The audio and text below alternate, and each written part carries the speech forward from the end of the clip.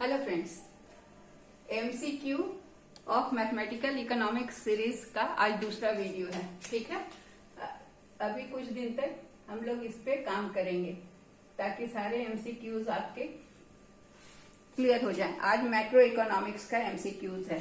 ठीक है, तो हम लोग शुरू करते हैं। पहला क्वेश्चन है कि calculate the rate of effective protection by using the formula. तो प्रोटेक्शन जो मिलता है ट्रेड में उसको निकालने के लिए कहा गया है। तो फॉर्मूला भी दिया हुआ है। फॉर्मूला क्या दिया हुआ है हमें? फॉर्मूला दिया हुआ है G is equal to T minus A1 T1 divided by 1 minus A1।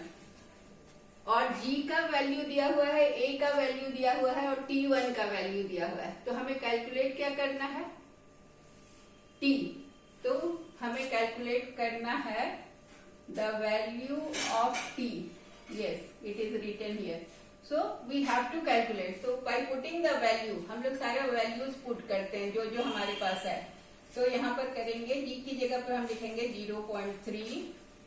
T नहीं दिया हुआ है, T कैलकुलेट करना है। A1 क्या है? 0.8 और T1 क्या है? T1 है 0 इंटू 0। ठीक है, डिवाइडेड बाई 1 माइनस A1 क्या है? 0.8। ठीक है, फिर इसको हम सॉल्व करते हैं। 0.3 is equal to T minus T। ये तो 0 हो गया, 0 से मल्टीप्लाई किया गया तो कोई भी चीज तो 0 हो गया। और नीचे हो गया 1 माइनस 0.8 को अगर सब्ट्रैक्ट करेंगे तो ये हो गया 0.2। अब क्या करेंगे? हम क्रॉस मल्टीप्लीकेशन करेंगे। तो क्रॉस मल्टीप्लीकेशन करने पर हमें क्या मिलेगा? 0.2 इंटू 0.3 इज 0.06। ये सिंपल मल्टीप्लीकेशन है डेसिमल का, 2 पॉइंट डेसिमल के बाद होने से, इसलिए हमें 0 करना हो रहा है। और ये T, तो T का वैल्यू क्या आ गया?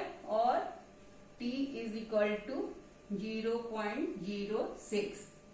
ये हमारा आंसर आया। हमारा ऑप्शन कौन सा सही होगा? ये सी। ठीक है, दूसरा क्वेश्चन। ये सारे मैक्रो इकोनॉमिक्स के क्वेश्चन है। For a particular economy for some period investment is 200। Investment is 200, I is 200, government expenditure 75, G is G. Government expenditure is shown by G.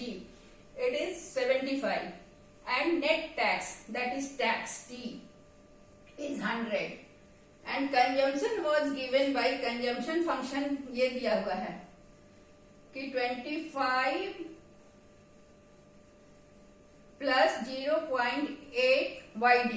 तो हमें क्या फाइंड करना है? What is the tax multiplier? We have to find tax multiplier. ठीक है, तो consumption function दिया हुआ है। तो कंजम्पशन फंक्शन का फॉर्म क्या होता है? हम जानते हैं कि कंजम्पशन फंक्शन का फॉर्म होता है C is equal to A plus B Y. ठीक है, तो यहाँ B जो है ये होता है मार्जिनल प्रोपेंसिटी टू कंज्यूम। ठीक है, ये हम लोग जानते हैं। तो टैक्स मल्टीप्लायर का फॉर्मूला क्या है? Minus MPC is divided by 1 minus MPC. ठीक है, तो हम लिखते हैं टैक्स मल्टीप्लायर को कैलकुलेट करते हैं। इट इज वेरी सिंपल, क्योंकि आपका ये ऑब्जेक्टिव क्वेश्चन सब में ज्यादा कैलकुलेशन नहीं होता है, खाली आपको पता होना चाहिए कि क्या क्या फॉर्मूला है। तो टैक्स मल्टीप्लायर का फॉर्मूला है minus MPC by 1 minus MPC. तो यहाँ हमारा जो ये दिया हुआ है कंजम्पशन फंक्शन, ये कंजम्पशन फंक्शन में एमपीसी क्या है? 0.8, क्योंकि बी वाई है तो Y D is disposable income, जो इनकम हम खर्च करते हैं। और वाई क्या है? GDP, gross domestic product. तो हमारा यहाँ माइनस एमपीसी में क्या हो गया? माइनस 0.8 और 1 माइनस एमपीसी हो गया 0.1 माइनस 0.8। तो इसको सॉल्व करेंगे तो हमें क्या मिलेगा? माइनस 0.8 और 0.0 1 में से 0.8 माइनस होगा तो 0.2, तो ये कट जाएगा, ये सब कैंसिल हो जाएगा, तो 2 4 जा 8। सो टैक्स मल्टीप्लायर क्या आया हमारा answer, tax multiplier is equal to 4। ठीक है, ऑप्शन में 4 है। ये माइनस है, ये माइनस का साइन हमको ध्यान रखना है, अभी अभी मिस कर रहे थे, तो इसका आंसर होगा ये -4। ठीक है, तीसरा क्वेश्चन है, आई दिया हुआ है 200, यही क्वेश्चन है इसीलिए मैंने डिटेल में नहीं लिखा। I is 200, government expenditure is 75, tax is given 100 और कंजम्पशन फंक्शन भी वही है 25 प्लस 0.8 YD। YD क्या है, डिस्पोजेबल इनकम। यहाँ पर हमें क्या फाइंड करना है, यहाँ पर हमें अलग चीज फाइंड करना है, यहाँ फाइंड करना है गवर्नमेंट का expenditure multiplier, government expenditure multiplier that is delta Y by delta G. ठीक है, तो अब हमें यहाँ पर क्या करना है कि गवर्नमेंट का एक्सपेंडिचर मल्टीप्लायर फाइंड करने के लिए हम क्या करेंगे, 1/1 माइनस MPC, यहाँ भी वही आएगा। ठीक है, तो हमारे पास 1 और MPC यहाँ क्या है, यहाँ फॉर्मूला अलग हो गया, 1/1 माइनस MPC। यहाँ गवर्नमेंट का एक्सपेंडिचर मल्टीप्लायर फाइंड करने के लिए हम माइनस MPC बाई MPS किए थे टैक्स मल्टीप्लायर, और एक्सपेंडिचर मल्टीप्लायर में 1 minus MPC, so it is 1 minus 0.8, so it is 1/0.2, it will be 10/2, so after cutting we will get 5, so government expenditure multiplier क्या आया हमारा 5, ये हमारा आंसर आया। ठीक है, हमारे पास ऑप्शन है 5, सो इसका आंसर A। ठीक है, नेक्स्ट क्वेश्चन फिर सेम ही क्वेश्चन है, केवल इसमें पूछा अलग गया है। I is equal to 200, government expenditure 75, tax is 100 and consumption function is again same. What is the equilibrium level of income? अब यहाँ पर इक्विलिब्रियम लेवल ऑफ इनकम हमें फाइंड करना है, तो इसमें हमें क्या चीज जानना होगा, कुछ चीजें जाननी होंगी। YD जानना होगा कि क्या है, YD is Y minus T। Okay, so हम सबसे पहले we have to find C is given 25, consumption function में कंजम्पशन ये है, सो C is 25, I is 200 and government expenditure C is 25 plus 0.8 YD. I is 200 and government expenditure is 75. Correct? Now we have to find YD. So YD is Y minus T. Okay. So we will write 25 plus 0.8 YD is equal to Y minus T. So Y is not known and T is given. T is 100. So Y minus 100 plus 200 plus 75. Okay? यहां तक हम लोग सही हैं?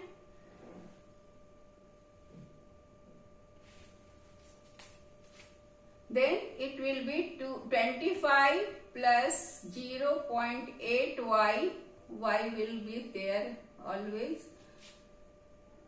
minus 8 into 100 will be 80. Okay, so CIG.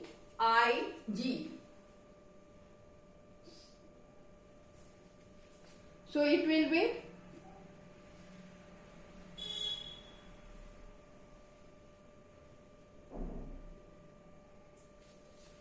it will be 80 plus 200 plus 75. So it is 300 plus 0.8y minus 80. Okay.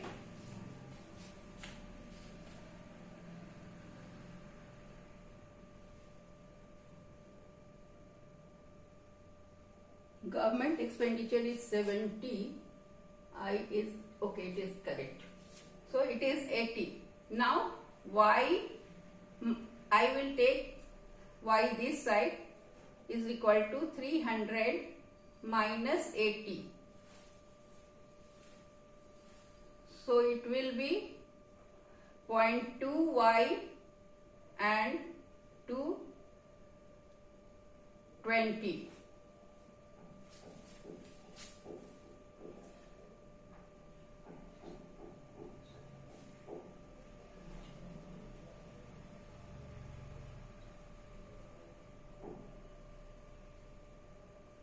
Options are wrong. So it is 220. So y will be t divided by 0.2. So it will be, so option will be here 1100.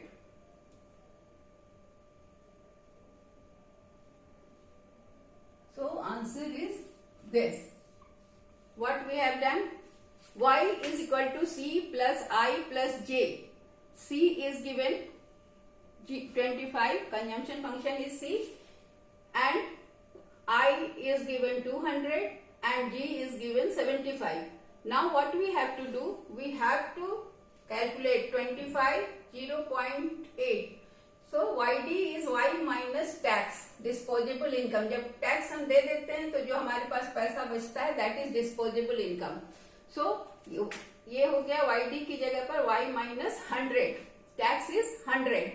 Now plus 200 and 75. So what we have done?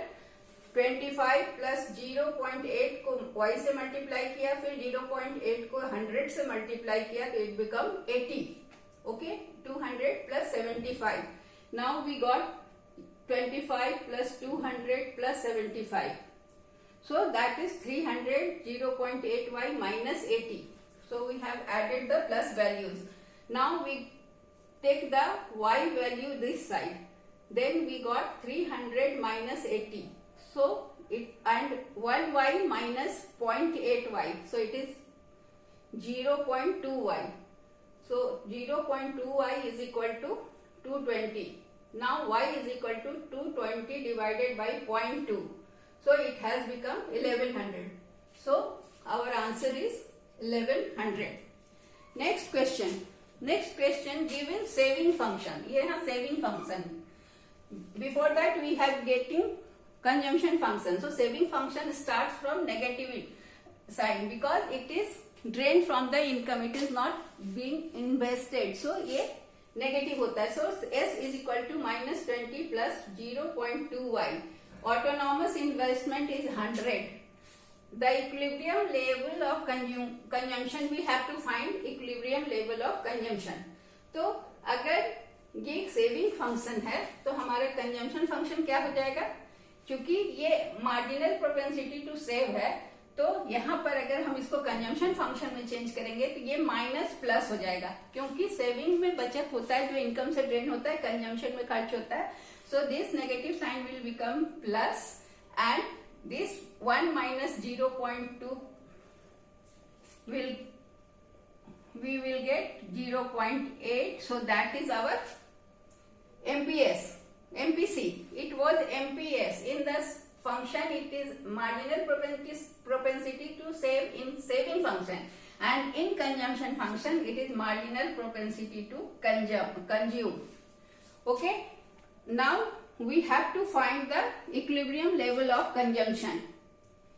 Okay, so for this we have to first find income. So income will be y is equal to C plus I. Okay, so C क्या है हमारा? C is 20 plus 0.8y plus investment is 100. Okay, so y will become 20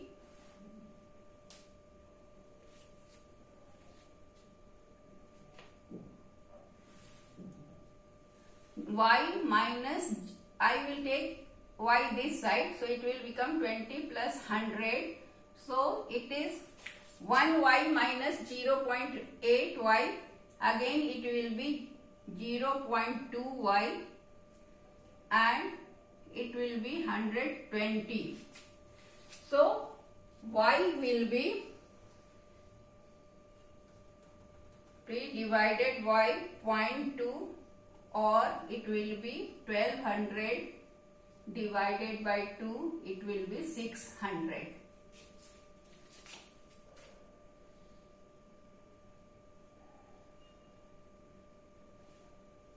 So we got y 600. Now putting the value of y in consumption function, we have to find equilibrium level of consumption. So putting the value of y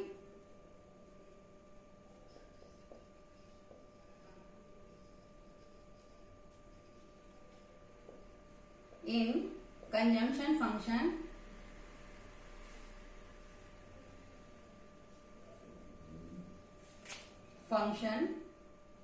we will get consumption, level of consumption. तो consumption function क्या है हमारे यहाँ, C is equal to 20 plus 0.8y. So 20 plus 0.8 into y का value क्या है, y का value ये है ना, into 600. So it will be 20 plus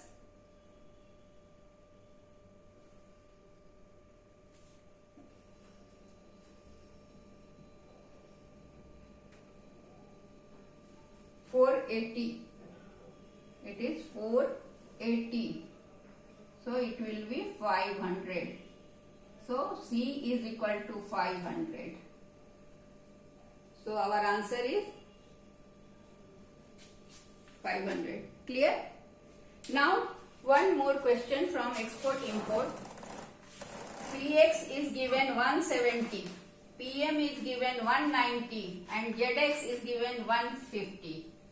So we have to find single factorial terms of trade. कुछ नहीं करना है, सिर्फ फॉर्मूला पे सारी चीजें बैठा देनी है, बस फॉर्मूला याद रखना है. तो टर्म्स ऑफ ट्रेड, तो टर्म्स ऑफ ट्रेड जो होता है वो उसका फॉर्मूला है TC इंटू ZX. अब TC क्या होता है, TC है वो जो है ड्यूटी लगता है उसमें, जो ratio of import and export. TC is the custom duty जो लगता है रेशियो ऑफ इंपोर्ट और एक्सपोर्ट. तो PX है एक्सपोर्ट, PY है इंपोर्ट. एक्सपोर्ट और इंपोर्ट का रेशियो इंटू ZX. सो पहला हो गया हमारा PX दिया हुआ है 170, PM सॉरी ये M है इंपोर्ट, एक्सपोर्ट M इंपोर्ट 190 और ZX दिया हुआ है 150. अब आप इसको कैंसिल करें तो इसको सॉल्व करेंगे तो आपका आंसर आएगा सिंपल मैथमेटिक्स से 17 into 150 divided by 19. So answer will be 136. It is called factorial terms of trade. ठीक है? So that's all for today. फिर हम लोग और मैथमेटिकल इकोनॉमिक्स के सम्स करेंगे. Thank you.